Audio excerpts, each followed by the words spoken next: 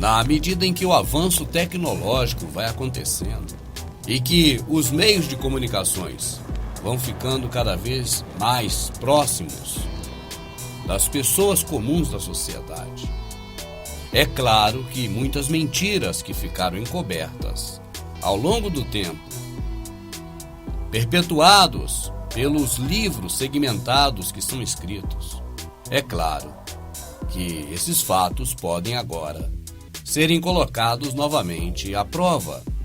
E uma simples pesquisa hoje, por esse fantástico meio de comunicação que é a internet, pode desvendar muitos mistérios, desfazer muitos mitos e trazer à luz da verdade algumas mentiras que estiveram ocultas até o presente momento. É claro, para isso, deve haver uma pessoa interessada em expor esses fatos. E esse você sabe que é o nosso caso e do nosso ideal Verdade Oculta. Estamos prestes a conhecer neste momento a verdadeira história do que ocorreu com o movimento pentecostal mais importante de todos os tempos, o movimento da Rua Azusa.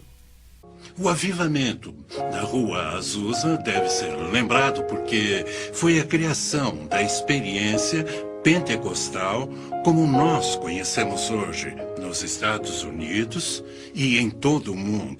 Para se fazer um apanhado bem profundo no processo que constituiu com o maior evento pentecostal de todos os tempos, nós vamos recorrer a um momento da história em que a escravatura dos negros estava recém-abolida.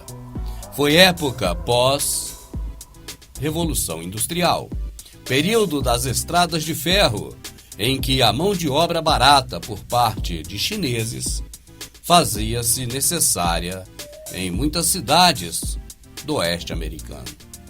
E as histórias vão se cruzar. Pessoas vindas da África, pessoas latinas e asiáticos se encontram em um momento do tempo marcado pela explosão das línguas estranhas. Cada membro da igreja que seja carismático ou pentecostal tem suas raízes do avivamento da Rua Azusa e, mesmo assim, a maioria das pessoas não conhece sua própria história. Ao observarmos desde a nossa infância o movimento religioso protestante pentecostal, nós, na verdade, não sabemos como ele se originou. E embora seja dito nessas igrejas que ele é uma repetição ou uma sequência de fato ocorrido nos períodos da Bíblia, a verdade que será traga à tona agora talvez choque algumas pessoas, mas nada além da verdade, senão pela própria verdade. Para os pentecostais e carismáticos, a Rua Azusa 312 será o endereço mais famoso do mundo.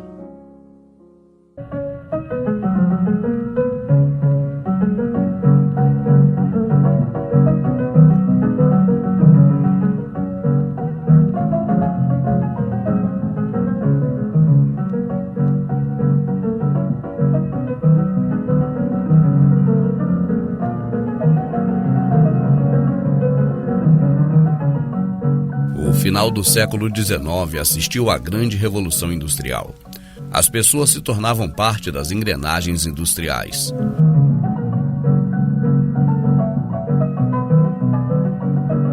A lacuna entre os ricos e os pobres aumentava. A igreja tinha o dever de preparar os fiéis para servirem agora aos interesses do avanço no progresso proporcionado pela Revolução Industrial.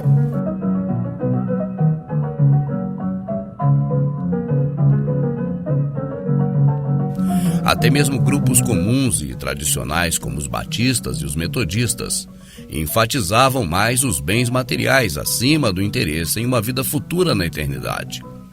Graças ao método de evangelização de Finney e Moody, as igrejas estavam cheias. Porém, faltava algo aos que professavam o cristianismo protestante, uma mola para impulsionar a religião na mesma proporção da Revolução Industrial, que escravizaria para sempre os mais humildes, e das diferenças sociais que se acentuavam.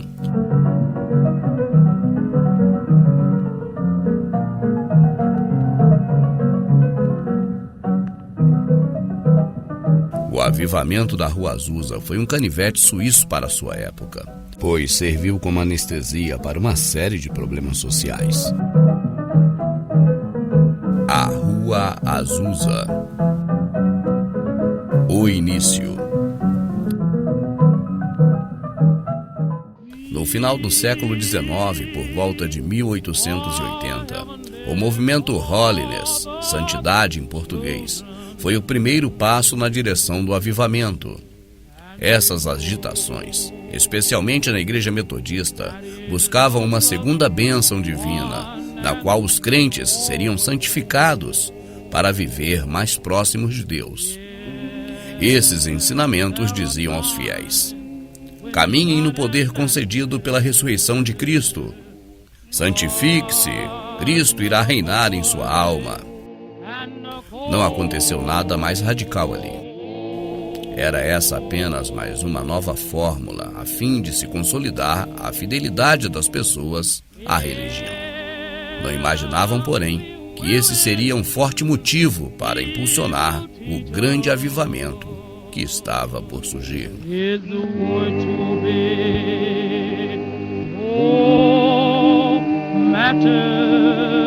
O incentivo. Neste mesmo período, apareceu John Nelson Darby defendendo a teologia do dispensacionalismo, que pregava o fim do mundo iminente antes do ano 2000. Assim foi criada a Irmandade Plymouth. A virada do século fez com que a doutrina pré-milenarista ficasse conhecida. Começaram a propagar a ideia de um século cristão, na qual a igreja e a tecnologia prenunciariam o reino de Deus. Os pré-milenaristas, no entanto, afirmavam que o fim dos tempos estava próximo, pois seria caracterizado como fora profetizado, pelo irromper de uma imensa atividade espiritual. Darby não sabia, mas seus ensinamentos, amplamente difundidos naquela época, iria desencadear no mais significativo advento protestante até os dias de hoje. A teologia de Darby alcançou várias partes do mundo. Vale destacar o que ocorreu no país de Gales. No primeiro ano do século XX, um jovem chamado Evan Roberts trabalhava em minas de ouro. Ele passou a viajar por todo o país de Gales e mais tarde pelo mundo, proclamando o ministério do grande avivamento promovido pelo Espírito Santo, que iria surgir naqueles dias. Seu discurso era: todos os crentes serão revestidos de poder, pois somos a última geração, e assim por esses dias o reavivamento do Espírito Santo será derramado entre nós. Nesta época, o falar em línguas estranhas ainda não era citado, mas apenas um grande despertar do poder espiritual.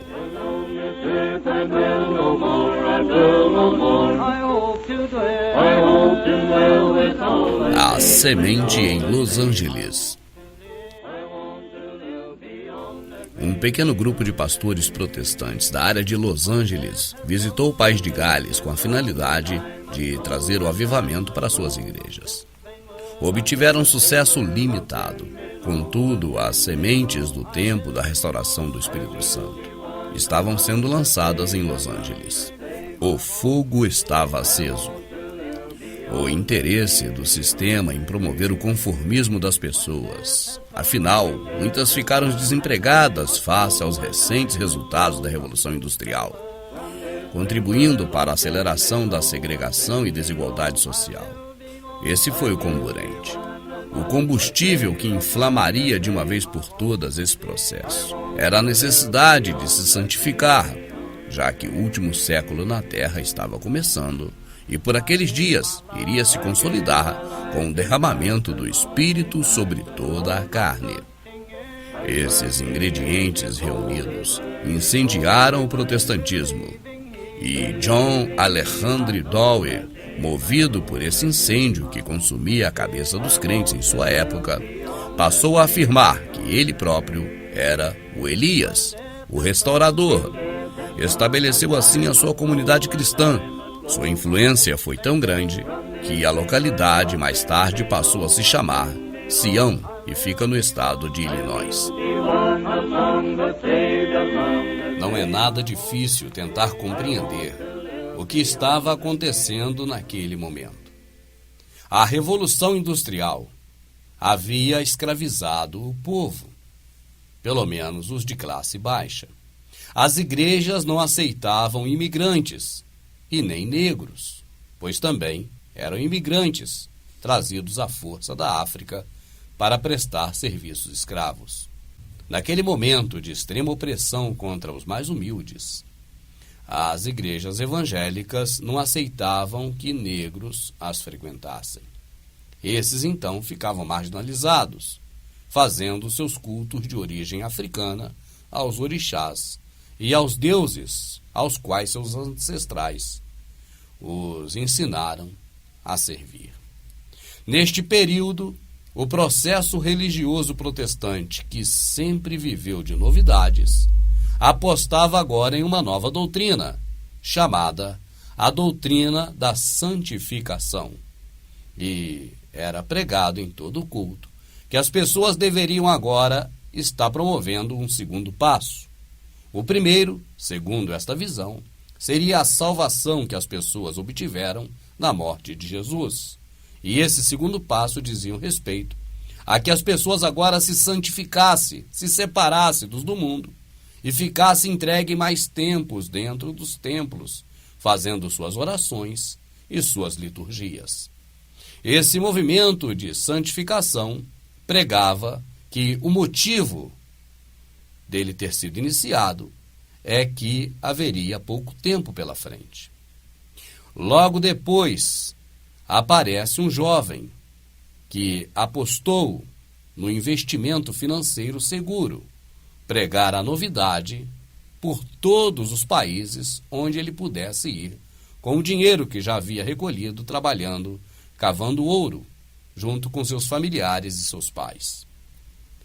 A conjuntura atual é essa que você está percebendo.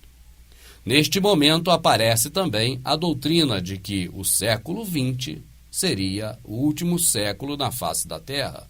Daí surgiu a frase popular que dizia: 1000 passará, 2000 não chegará. Era, portanto, uma movimentação muito grande que o processo religioso buscava alcançar. Isso seria útil também para os senhores do mundo, os Illuminati, cada vez tendo o povo mais nas suas mãos, preocupados mais na salvação eterna do que resolver os problemas sociais que eram imensos naquela época. E como a doutrina era imediatista, algumas pessoas aproveitavam o momento para poder fazer muito dinheiro. Assim, havia a declaração por parte de algumas pessoas de que essas eram, cada um no seu local, o Elias prometido, para preparar o caminho antes da volta do Senhor. É claro que esses homens formaram verdadeiras comunidades, se enriqueceram tanto que alguns locais da região onde eles moravam levou mais tarde o nome daquela missão que fora ali implantada, como no exemplo os casos de Sião e também a comunidade de Siló, alusões a locais descritos no Velho Testamento. Enquanto isso, no estado do Maine, Frank Sandford também afirmava que era o Elias, o restaurador, que viera estabelecer uma comunidade em Siló a fim de esperar o revestimento do Espírito Santo, que deveria converter o máximo de pessoas antes do mundo acabar, juntamente ao último século.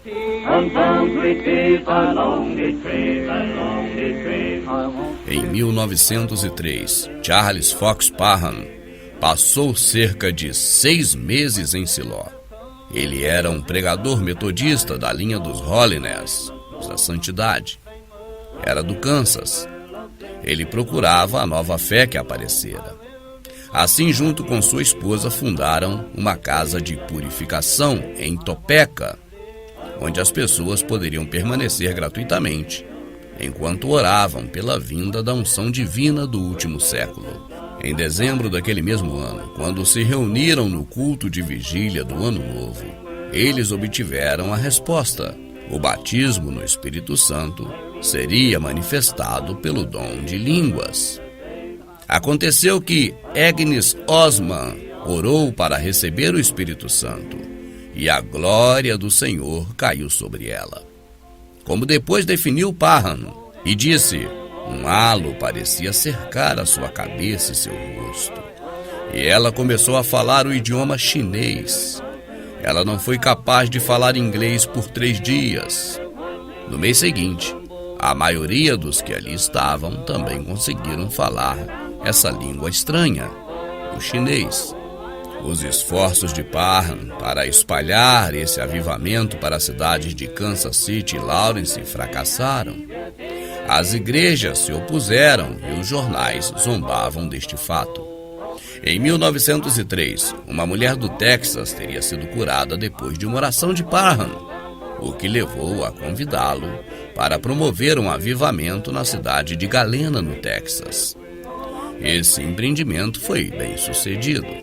Em 1905, essas reuniões pentecostais, ou do Evangelho Pleno, aconteciam no Missouri, no Kansas e no Texas, e eram frequentadas por cerca de 25 mil pessoas. Depois da campanha de Houston em 1905, Parham fundou ali um trabalho. Um dos frequentadores se chamava William J. Seymour. Surge o pai da criança.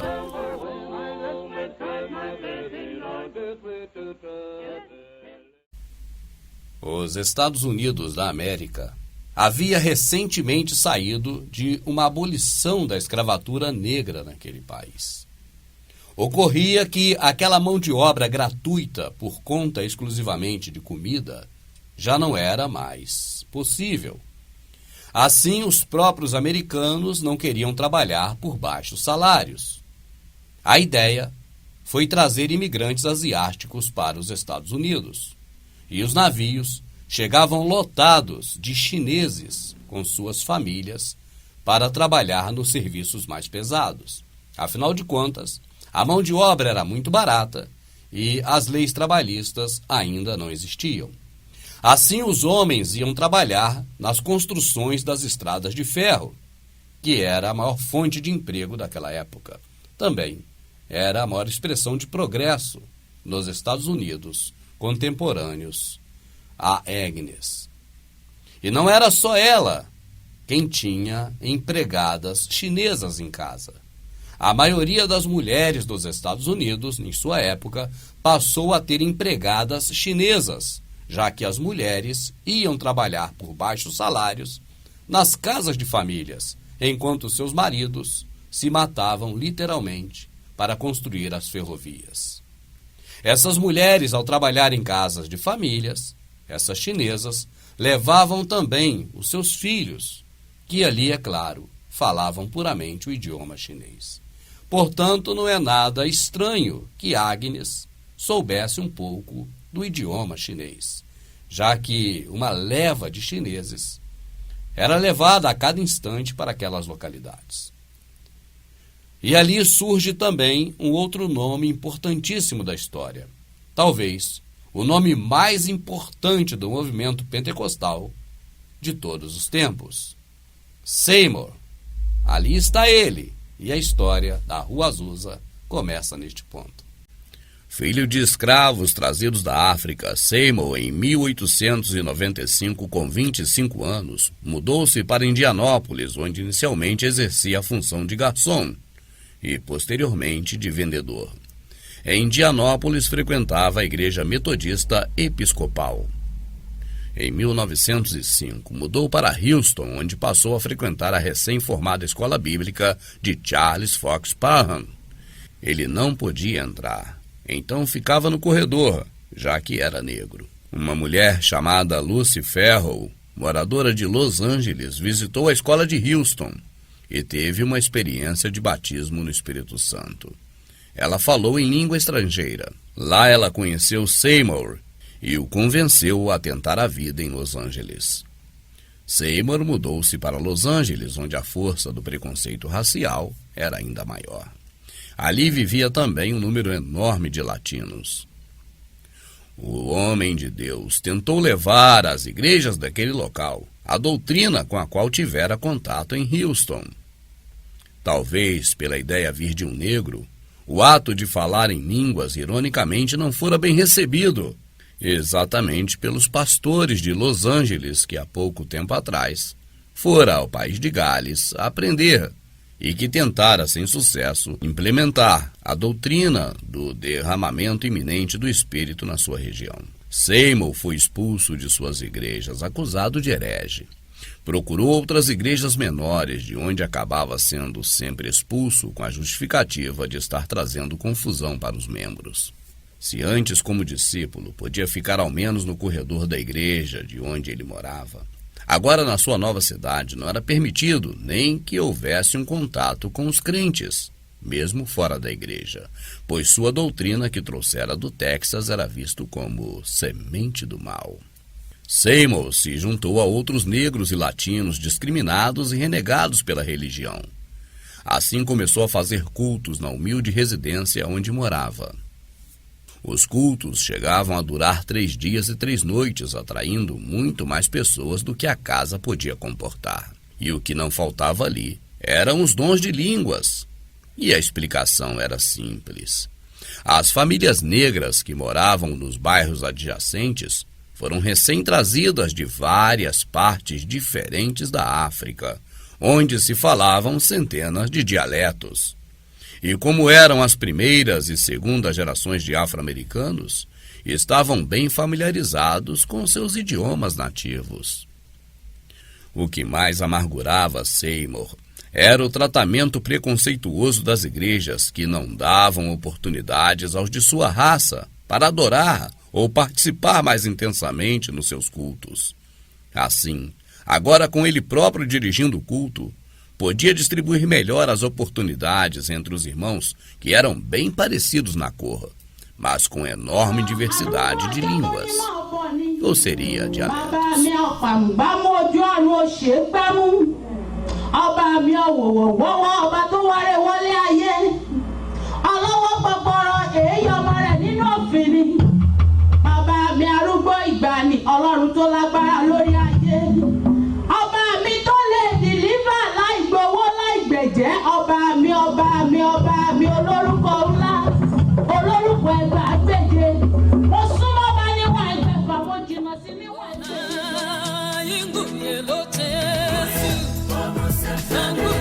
As línguas estranhas. O fato de que os negros antes na África viviam isolados um dos outros fizera por força da natureza com que cada grupo ou tribo de cada localidade falasse seu próprio dialeto ou idioma. E neste momento, portanto, estavam tendo uma oportunidade enorme, criada por Seymour, de formar uma reintegração social através da religião. Assim se juntavam cada vez mais negros ao grupo, e cada um, em sua oportunidade concedida, podia falar em seu dialeto, desde que houvesse quem traduzisse para o inglês, que era a língua que todos podiam entender. O grupo crescia. Rapidamente a casa ficou pequena. Seymour agora fazia culto em diversas casas, e mesmo essas acabavam por se tornar pequenas. Afinal, a cada culto, mais pessoas que nunca tiveram a oportunidade de se expressar, agora poderia falar em público para seus irmãos nas reuniões. Podiam também cantar, contar testemunhos, que na maioria não eram pessoais, mas de suas experiências familiares e histórias do seu povo e do seu passado. Assim, o interesse social dos negros aumentava nessas reuniões. E os motivos eram de fácil compreensão: liberdade de expressão e culto, vez e voz para as mulheres, coisas que elas não tinham nem mesmo no seio social e político da sua época, e tudo isso reforçado pela fé de que se está fazendo algo. Agora você que está assistindo a esse documentário, que conhece todo o meio de comunicação criado após o evento da Rua Azusa, como o rádio, a TV, a internet, o telefone, meios de comunicações que naquela época não existiam. E as pessoas não tinham como se comunicar, era muito difícil. Você tinha famílias e mais famílias de negros que não conseguiam ainda falar o inglês, porque a comunicação entre negros e brancos era muito difícil. Assim, principalmente as crianças que iam nascendo iam aprendendo a falar nos dialetos africanos. E o povo negro era o primeiro a ficar calado a qualquer momento. Não tinha direito de expressão nenhuma.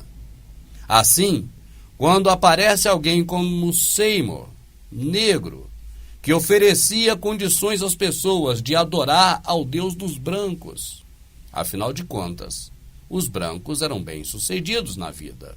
E muitos negros queriam agora aproximação com esse Deus dos brancos para que também pudesse ter um pouco mais de conforto e direito a uma vida digna.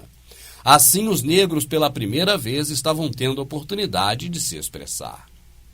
Ao longo da história norte-americana, não se tem notícias, a um período anterior à Rua Azusa, em que, sobretudo, a comunidade feminina negra podia falar em público. As pessoas estavam correndo para os cultos de Seymour, e os motivos podem ser muito facilmente percebidos. Da questão mística, buscar um Deus que proporcionava melhor vida aos brancos. Da questão social, o povo podia se expressar, conversar com os seus semelhantes e colocar cada um as suas opiniões. E isso, é claro, atrairia um número considerável de pessoas. Não precisa de nenhum milagre para fazer isso acontecer. A famosa Rua Azusa, com os cultos acontecendo sob a direção de Seymour, cada vez em mais casas diferentes e cada vez com mais adesões, não demorou para que se cotizasse entre os irmãos e conseguissem dinheiro suficiente para a compra da sua própria igreja. Havia ali próximo uma igreja metodista que não tinha se contextualizado com aquele momento religioso e estava fechada há alguns anos. Seus donos aceitaram a oferta de compra. Não houve reforma prévia do templo. Do jeito que estava, passou a ser utilizado pelos afro-americanos. Ali sentadas nos bancos de tábua ou em pé entre materiais de construções, as pessoas rendiam seu culto de adoração cheias do Espírito Santo. A igreja foi nomeada de Missão Evangélica da Fé Apostólica, onde todos eram bem-vindos, afinal todos são de Deus.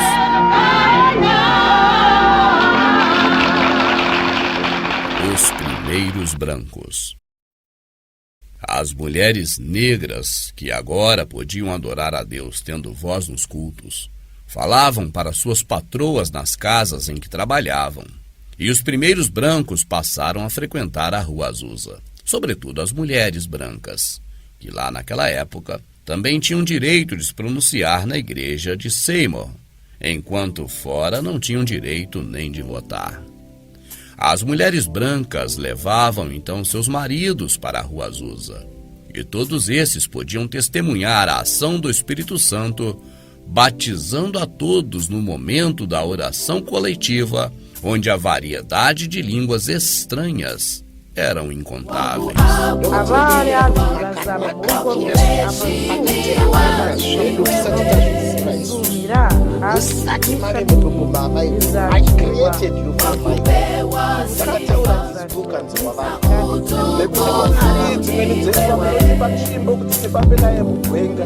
Neste momento chegam duas mulheres brancas que juntas seriam Deus e o diabo na vida de Seymour, Florence Lewis Grayford e a jovem Clara Loon.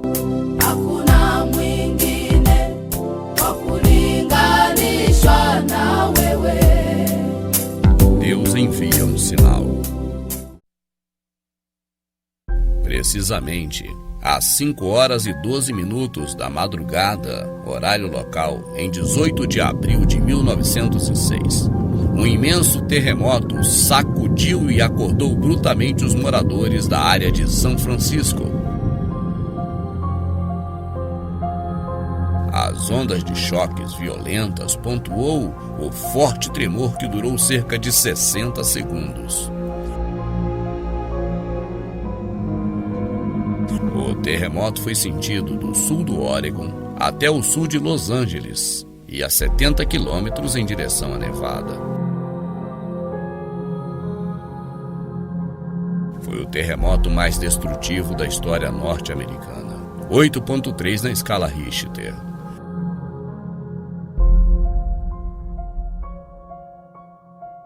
Um incêndio devastador, alimentado por tubulações de gás rompidas durante o terremoto, ampliou os danos.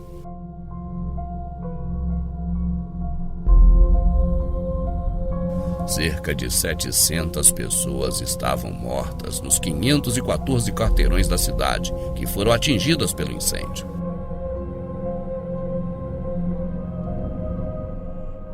Rapidamente, um folheto protestante que partiu de algum lugar inundou as caixas de correios das casas por toda a Califórnia. Nele estava escrito: "É um aviso de Deus e de seu breve julgamento." As pessoas ficavam desesperadas. Procuraram cada uma igreja protestante mais próxima de sua casa. Para as pessoas de pele clara, haviam muitas possibilidades de escolha, mas para as pessoas afro-americanas, só havia um endereço, e ele ficava na Rua Azusa, número 312. Se para muitos o terremoto e suas consequências foram terríveis, para a igreja de Seymour foi uma dádiva, pois seu público agora não cabia no templo.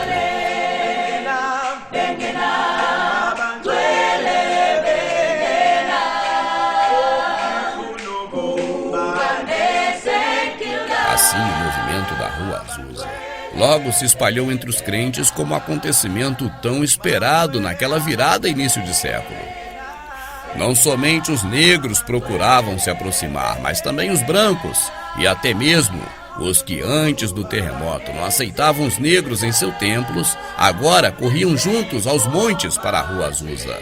Afinal, o esperado avivamento, dantes elucidado pelos movimentos anteriores, como o Holiness, o movimento da santidade, e a teologia do dispensacionalismo, estava acontecendo, e o terremoto fora o sinal de Deus.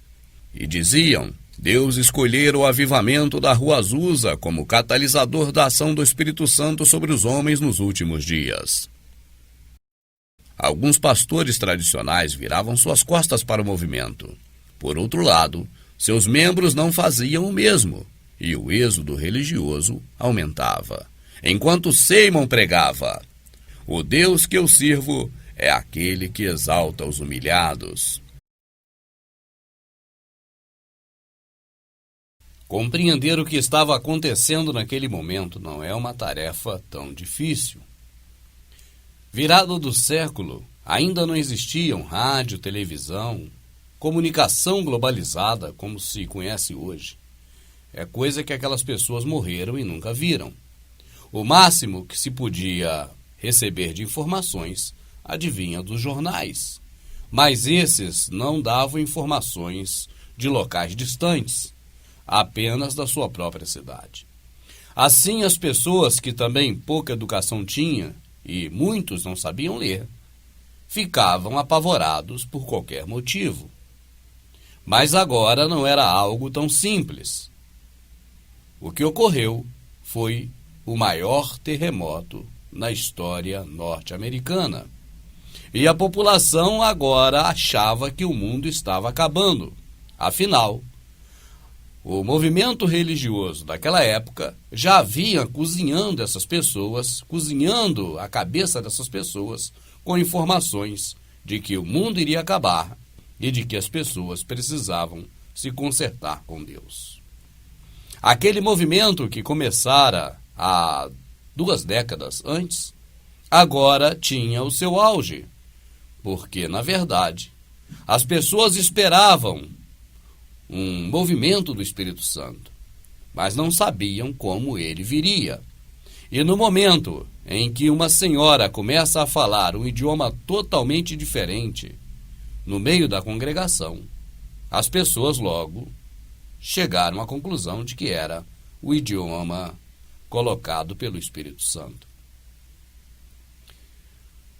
A partir dali, qualquer língua ou idioma ou dialeto que se falasse em meio à congregação, as pessoas já diziam que eram línguas estranhas, línguas dos anjos. E na medida em que várias etnias ali compareciam, várias raças de vários países diferentes, neste momento, então, é claro que havia, por força do momento e de se ajuntarem pessoas de várias nações, haviam diversidade de línguas, literalmente falando. As pessoas que começaram a ir naquele culto depois do terremoto, elas viam muitas línguas estranhas e queriam também falar línguas estranhas, mas como não entendia nenhum dos idiomas que ali era pronunciado, essa pessoa que agora chegava no culto começava a falar de qualquer jeito. E aí, quanto mais pessoas agora adentravam esse grupo, mais elas estavam convencidas de que eram línguas estranhas. Mas o fato é que a história comprova, os próprios documentários feitos pelos religiosos protestantes testificam que no início as pessoas falavam idioma mesmo, língua de outras nações. Depois, com a aproximação de pessoas que não sabiam na verdade do que estava acontecendo e que agora também buscavam participar do culto, essas sim começavam a falar línguas que ninguém entendiam, porque na verdade não eram idiomas, apenas umas tentativas de se falar alguma outra língua, o que logo os brancos que se aproximaram deram a conotação de língua dos anjos. E a aproximação dos brancos foi muito propícia, porque as igrejas tradicionais, com seus membros que estavam ali sendo enganados há tanto tempo, agora esses membros viram o terremoto e chegavam à conclusão de que o mundo realmente ia acabar e que eles deveriam correr para uma igreja na qual o derramar do Espírito Santo estava realmente acontecendo. E essa era a Rua Azusa.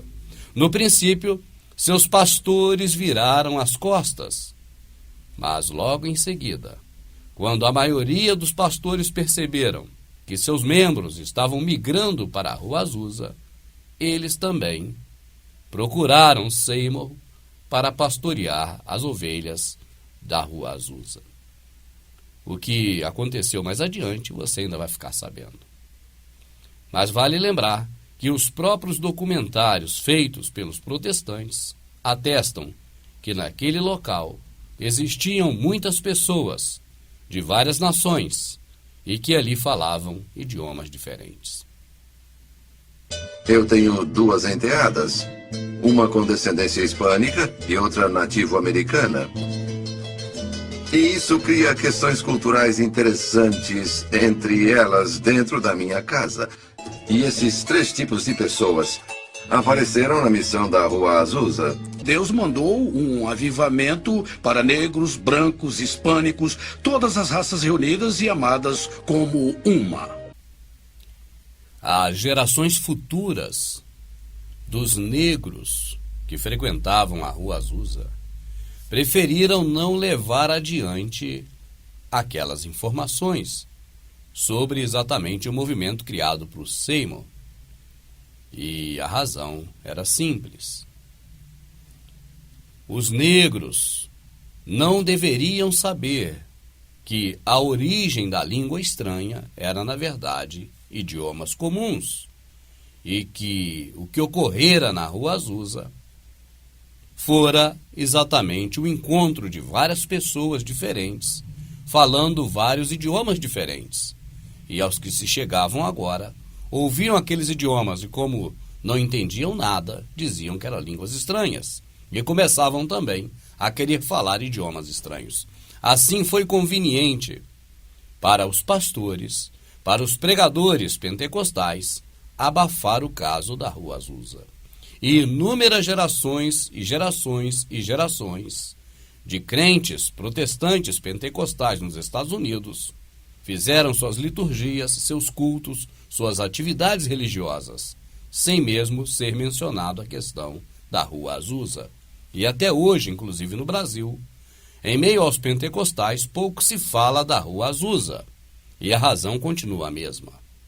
Para que ninguém venha investigar e tome conhecimento do que realmente ocorreu na Rua Azusa e qual foi aquele derramar do Espírito Santo dos últimos dias, em que as pessoas pregavam que o mundo não chegaria a 2000. E a maior prova de que Rua Azusa foi uma fraude é que nós já estamos além do ano 2000. Eu cresci em uma igreja pentecostal afro-americana, classe média. Fomos educados de acordo com a tradição, mas nunca soubemos nada sobre o avivamento da Rua Azusa e eu nunca ouvi falar de Seymour. O tratamento desigual, ao qual sempre a igreja tratou os pobres e negros, agora fortalecia o argumento do homem que Deus escolheu para derramar o seu espírito, caracterizado pelas línguas estranhas dos irmãos africanos. Ninataka kuhubiri kuhusu Yesu Kristo siku ya leo. Ninataka kusema kwamba Yesu ni Bwana. Ninataka kusema kwamba Yesu Kristo. O reavivamento liderado por William Seymour virou notícia rapidamente e ainda em abril de 1906, o jornal de Los Angeles Times publicou uma extensa matéria sobre o movimento, denunciando uma nova seita, onde fundamentalistas compostos, em sua maior parte por negros imigrantes pobres, que, se dizendo movido pelo Espírito Santo de Deus, manifestavam agora línguas estranhas, denominado grossolalia, e também haviam pregações de curas e milagres. Esse processo de renovação decorreu entre 1906 e 1909. Ele se tornou objeto de especulação por muitos protestantes da época. Alguns diziam que as visões de Seymour eram heréticas, enquanto outros aceitaram seus ensinamentos e retornaram para suas congregações de origens para repassá-las. O movimento resultante tornou-se conhecido como pentecostalismo. Los Angeles foi o berço pentecostal e deu origem em todo o mundo às denominações pentecostais existentes até hoje. Meca Pentecostal.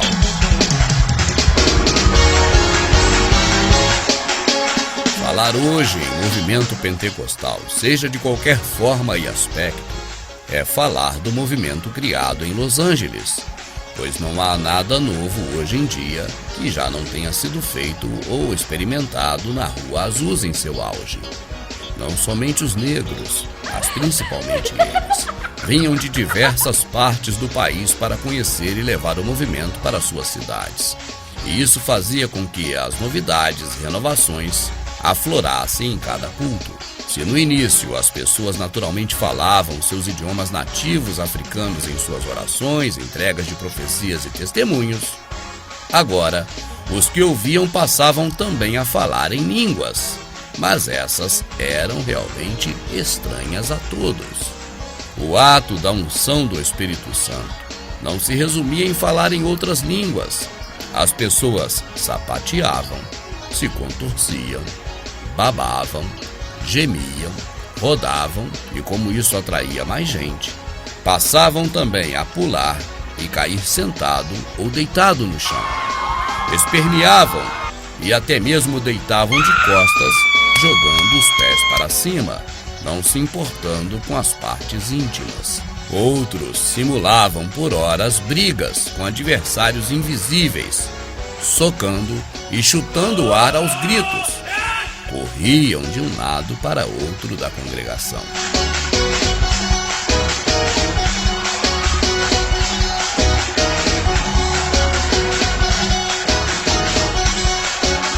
Também foram aparecendo em pouco tempo as novas unções do Espírito, como a unção do cachorro, do gato, do leão, entre outras unções específicas. Assim, cada unção tomava um ungido que agia conforme tal.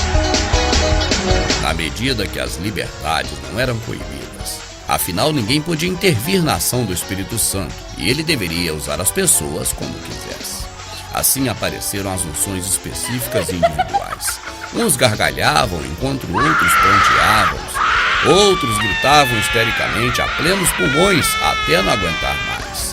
A histeria parecia não ter mais fim, a ponto de, por diversas vezes, a polícia ser acionada pelos vizinhos, que não podiam dormir, mesmo morando a uma considerável distância da igreja. Como aumentava o mover do Espírito e contagiava mais gente a cada dia de culto, as pessoas levavam fogos de artifícios e os explodiam dentro do templo. E esse costume durou até acontecer um incêndio no prédio da igreja, que era de madeira, e os bombeiros foram acionados. Era comum ver pessoas pelas ruas próximas, completamente tomadas pela ação do Espírito Santo e sua unção dos últimos dias. Essas pessoas paravam em meio à rua impedindo o trânsito, e ali mesmo recebiam suas unções especiais, latindo ou urrando, dependendo de como o Espírito a usasse. Constantemente fiéis eram presos por causar distúrbios como resultado das unções do Espírito Santo nas ruas próximas à igreja. A liderança do grupo era feita por William Seymour e pelas pessoas que a ele se ajuntaram, como Lucy Farrell, Charles Sparrow, entre outros. Muitos incontáveis foram os pastores ou homens que se fizeram pastores para se aproximar e apanhar um pouco dessa fórmula tão eficaz no propósito de atrair gente. Afinal, Seymour havia descoberto que em mãos certas poderia se tornar as minas do rei Salomão.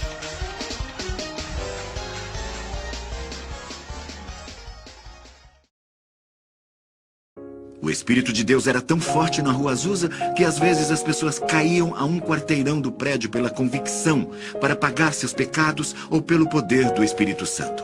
Se as mulheres eram pegas falando em línguas na esquina, eram presas como pessoas insanas. E muitas vezes as mulheres eram ridicularizadas pela imprensa. Falavam constantemente para elas que elas eram indecentes, porque rolavam no chão, e o vestido delas podia subir um pouco. Teve até um artigo de jornal que falava que elas deitavam no chão e balançavam os pés no ar, de forma que não se encontrava em nenhum outro lugar de Los Angeles. E não demorou muito para o movimento ganhar o impulso mundial, quando o jovem, que era mineiro e se transformou em dono de minas de ouro por todo o México, resolveu investir um pouco mais, a fim de propagar ao mundo o movimento da Rua Azusa. E afinal, na visão de Evan Roberts, seria justo, já que ele havia colaborado anos antes para fomentar essa ideia da descida do Espírito Santo. Um pequeno inconveniente. Seymour tinha o produto, mas não tinha o dinheiro necessário para expandir os negócios. Evans tinha o dinheiro necessário e não se incomodaria de dar a Seymour uma pequena participação nos lucros, advindos das igrejas a serem implantadas em várias partes do planeta. O financiamento de missionários enviados desde a Rua Azusa através do investimento de Evans se tornou possível. Espalhadores daquele ministério deveriam agora montar igrejas em todos os lugares do mundo. Mas havia um inconveniente: a língua.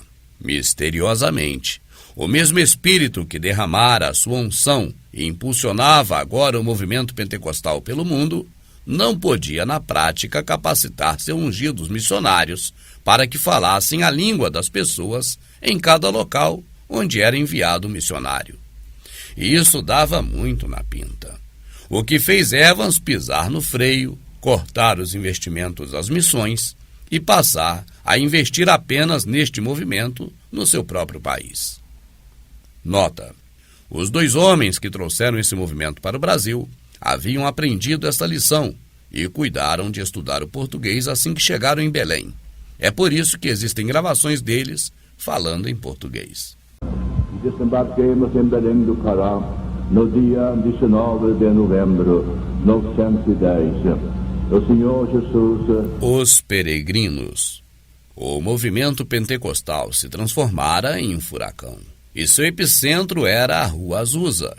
Mesmo em uma época sem rádio e TV, Toda a América e parte do mundo havia tomado conhecimento, e agora os líderes religiosos e adeptos do movimento pentecostal queriam visitar a Rua Azusa.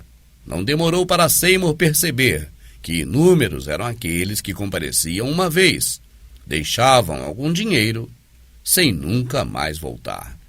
Havia também os que gostariam de ir à sua igreja, sem contudo poder pagar a passagem de trem, mas que certamente poderia colaborar, pelo menos, com $10 mensais para a obra de Deus. A estratégia: administrar o crescimento de sua igreja instalando novas congregações era uma tarefa muito difícil para um homem simples e de pouco estudo como Seymour. Transferir essa tarefa para terceiros ou para cada pastor em sua respectiva congregação havia causado alguns prejuízos a Seymour, pelo qual então preferiu manter apenas a sua igreja inicial na Rua Azusa e uma congregação que estava na mão de uma pessoa de confiança, Florence Lewis Crayford. Ele recebeu Florence Crawford no ministério e ela ficava como líder na Califórnia. O meio tecnológico da época para se alcançar as pessoas era a publicação literária. Essa foi a ferramenta utilizada por Seymour para arrecadar donativos de todos quanto pudessem, em qualquer lugar do mundo, mesmo que esses não fossem crentes. Seymour fundou uma espécie de revista mensal, onde divulgava testemunhos de seus sermões. O objetivo da publicação era pedir as contribuições financeiras para sua obra.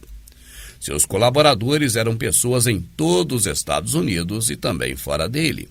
Com este método, Seymour chegou a obter uma lista com mais de 500 mil endereços de contribuintes mensais. Quem gerenciava a lista era sua secretária de nome Clara Loom, considerada na época supostamente namorada do pregador. Eram quase 600 mil pessoas, que na maioria delas, mesmo sem ter ido pelo menos uma vez na Rua Azusa, colaboravam fielmente com a obra de Deus, administrada por Seymour. O fim. Seymour permaneceu solteiro até 1907, quando decidiu se casar com a bela jovem Jenny Evans Moore. Ao saber disso, sua secretária fugiu para Portland, Oregon.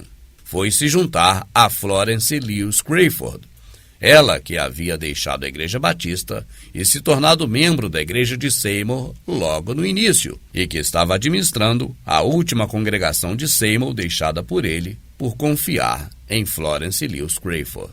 Mas Jenny não foi sozinha.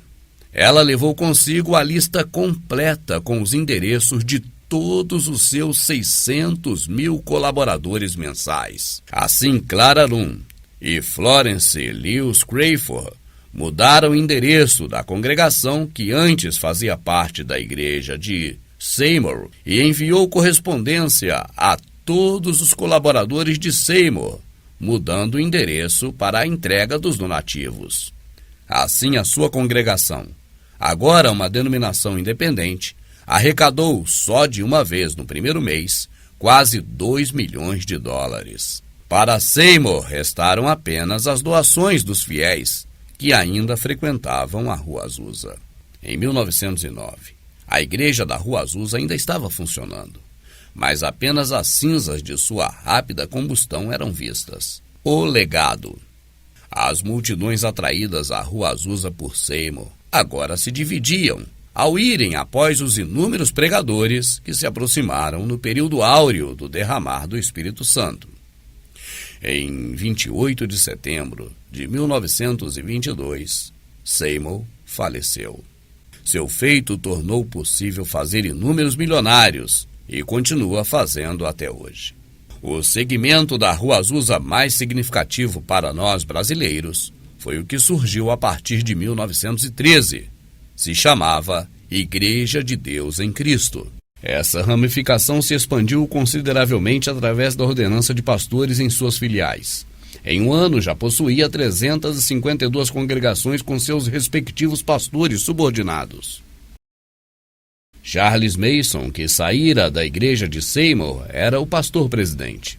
Ele era negro, mas grande parte dos pastores sob seu comando eram de pele clara, já que esses ofereciam seus serviços pastorais a preços módicos. Mais de 350 pastores brancos se juntaram à Igreja de Deus em Cristo com Mason. Após exatamente um ano, a maioria dos pastores de Mason eram brancos. Em abril de 1914, 8 desses pastores convocaram em oculto uma assembleia com todos os pastores brancos da Igreja de Deus em Cristo. O presidente Charles Mason não fora informado. E a proposta era simples: que todos os presentes naquela assembleia concordassem e firmassem um compromisso de criar uma denominação mais reta diante de Deus. Os brancos podiam evangelizar melhor os brancos e negros podiam evangelizar os negros. Foi a desculpa que arranjaram. E como aquela reunião era uma assembleia geral e estava sendo feita debaixo da unção de Deus, ela recebeu o nome que mantém até hoje: Assembleia de Deus. Mas sua história e de como ela chegou ao Brasil e permanece até os dias de hoje é assunto de um novo trabalho muito em breve. Antes de terminar, vale lembrar que na década de 90, os pastores brancos dissidentes que fundaram a Assembleia de Deus, após anos e anos de enriquecimento, resolveram agora, em um ato público, pedir desculpas e lavar os pés dos seguidores de Charles Mason. Saiba que este ato não vai apagar tudo o que aconteceu, mas vai estabelecer um novo começo em nome de Jesus. Aleluia, irmão. Em nome de Jesus. Abençoado. Obrigado, Senhor. Muito obrigado. Obrigado. Aleluia. Em nome de Jesus. Nós lavamos as ofensas do passado. Aleluia. Em nome de Jesus, nós lavamos o sangue. Obrigado, Senhor. Todo o sangue que foi derramado, o sofrimento. Em nome de Jesus, nós lavamos o irmão Seymour e o irmão Mason. Aleluia, Senhor. Obrigado. Lavar os pés deste irmão, que seja um sinal a todos os demônios do inferno que têm se esforçado para que não tenhamos sucesso. Amém. Mas o Senhor Jesus prevaleceu novamente. Obrigado, Senhor. Para corrigir isso que não estava certo. E em nome de todos os irmãos brancos de todos esses anos que têm lutado contra o mal, nós nos submetemos e nos humilhamos em um ato único neste recomeço. Aleluia, pela Senhor. glória de Deus, Aleluia. pela glória de Deus, pela glória de Deus e em nome de Jesus. Obrigado, Senhor.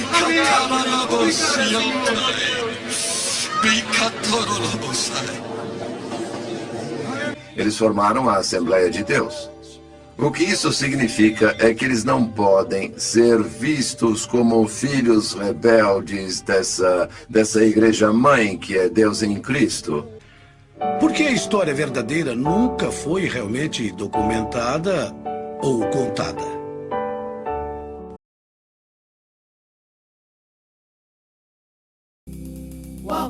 Wakuabudiwa, wakuheshimiwa ni wewe.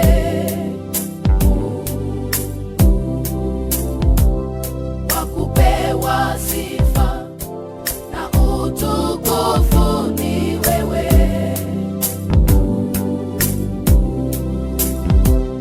Mungu mwenye nguvu, wastahili heshima.